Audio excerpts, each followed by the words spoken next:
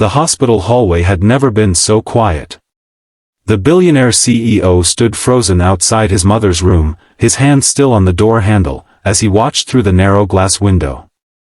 Inside, a shy young nurse was signing something gently into his deaf mother's trembling hands. His mother was laughing. Really laughing. And the CEO's eyes filled with tears before he even understood why. Before we go any further, if you love stories that remind you how powerful simple kindness can be, make sure you're subscribed to Kindness Teles.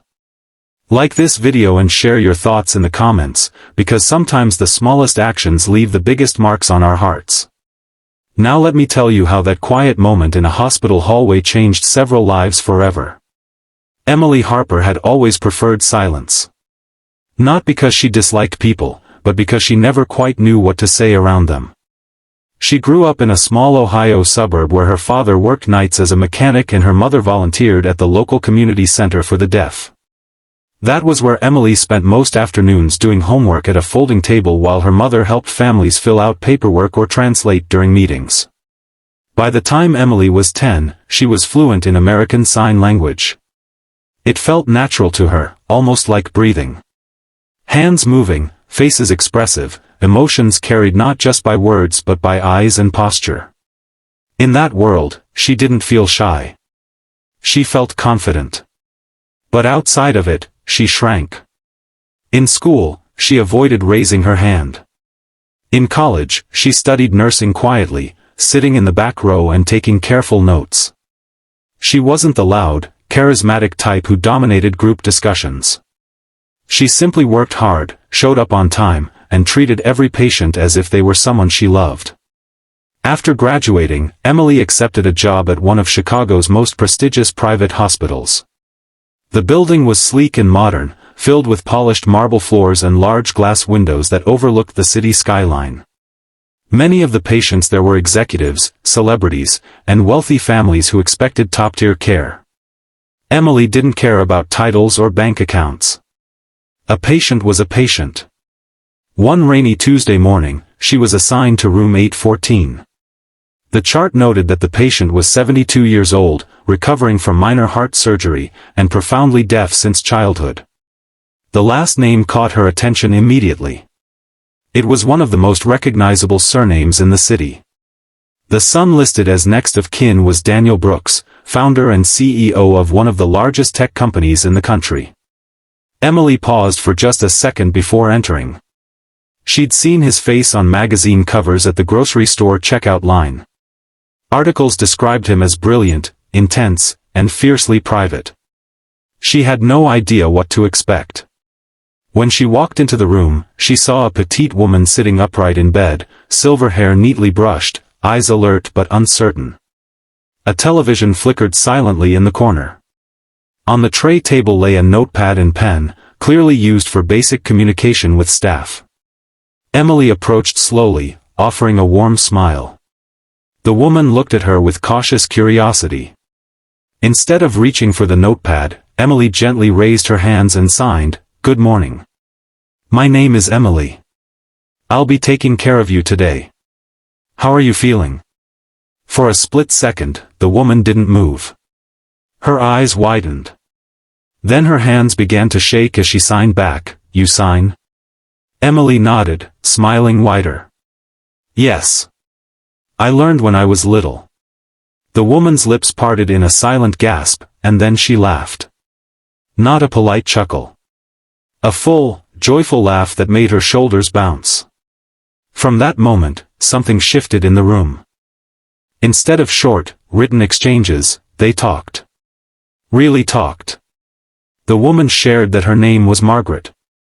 She told Emily about growing up in the 1950s when resources for deaf children were limited. She described feeling invisible in crowded rooms and dependent on others to interpret the world for her. Emily listened with her whole body, responding with fluid signs, nodding, asking gentle questions. She adjusted medications, checked vital signs, and explained every procedure directly to Margaret instead of speaking over her to an interpreter.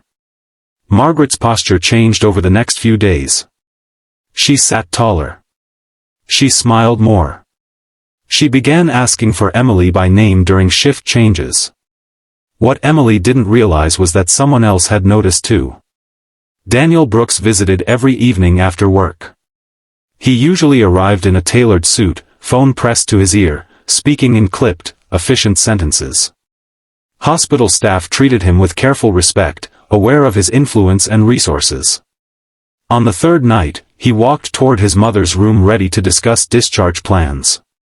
Through the small window in the door, he saw something that made him stop. Inside, his mother was animated, her hands moving quickly. Across from her stood the young nurse, fully engaged in conversation through sign language. There was no awkward notepad. No strained expressions. Just connection. Daniel slowly lowered his phone. He hadn't seen his mother that expressive in years. When he finally stepped inside, Emily turned, slightly startled. For a moment, her old shyness crept in. She recognized him instantly. He seemed taller in person, his presence filling the room. He greeted his mother, then looked at Emily and asked, "You can communicate with her directly?" "Yes," she replied softly. "It's important to me that she feels heard." Margaret reached for her son's arm and signed rapidly. Daniel struggled to keep up. He knew basic sign language, but not fluently. His mother's hands moved too fast, her excitement overflowing. He glanced at Emily. "What is she saying?" Emily hesitated, unsure if she should step in. Margaret squeezed her hand and nodded. "She's saying," Emily translated gently, "that this is the first time in a hospital where she hasn't felt alone." The words landed heavily in the room. Daniel swallowed. For years, he had hired the best specialists, secured private rooms, and paid for premium care. But he had never thought about the loneliness that might linger between medical instructions and polite smiles. Over the next few days, Daniel began arriving earlier. Sometimes he would sit quietly in the corner, watching as Emily signed medication explanations or simply chatted with Margaret about her favorite recipes. Once, he saw his mother reach out and touch Emily's cheek affectionately, as if she were family. One evening, after Margaret had fallen asleep, Daniel approached Emily in the hallway. "My mother hasn't stopped talking about you," he said, his voice softer than she expected. "She told me you treat her like she's capable, not fragile." Emily looked down, slightly embarrassed. "She is capable." He nodded. "You'd be surprised how many people forget that." He paused, then added, "Why did you learn sign language?" She told him about her mother's volunteer work. About afternoons spent surrounded by people who had to fight to be understood. She admitted that sign language had always felt like a safe space for her. Daniel listened carefully. "You've given my mother something I can't buy," he said quietly. "Dignity." The word lingered between them. Margaret was discharged a week later. On her last day, she held Emily's hands tightly and signed, "You didn't just care for my heart. You healed it."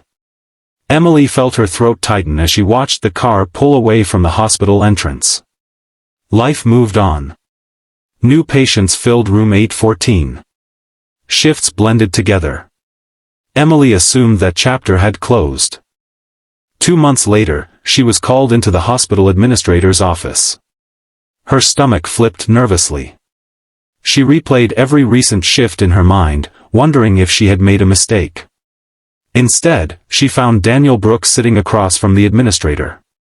He stood as she entered. "I hope this doesn't make you uncomfortable," he began. "But my mother hasn't stopped talking about you. She asked me a question I couldn't ignore." Emily blinked, unsure. "She asked why hospitals don't have more staff fluent in sign language," he continued. "Why deaf patients are expected to adapt instead of being fully included." The administrator shifted in her seat. Daniel went on, "I've decided to fund a program here. Scholarships for nurses to learn American Sign Language. Hiring bonuses for those already fluent. Interpreter availability around the clock." Emily's eyes widened. "But," he said, turning to her, "I want you to help design it. Not as a favor. As a leader. She was certain she had misheard him. Me? You understand both worlds, he said simply. And my mother trusts you. The room felt suddenly too small for the moment unfolding inside it. Emily thought of her younger self sitting quietly at a folding table, hands moving confidently while her spoken voice stayed small. I'm not a public speaker, she admitted. Daniel smiled faintly.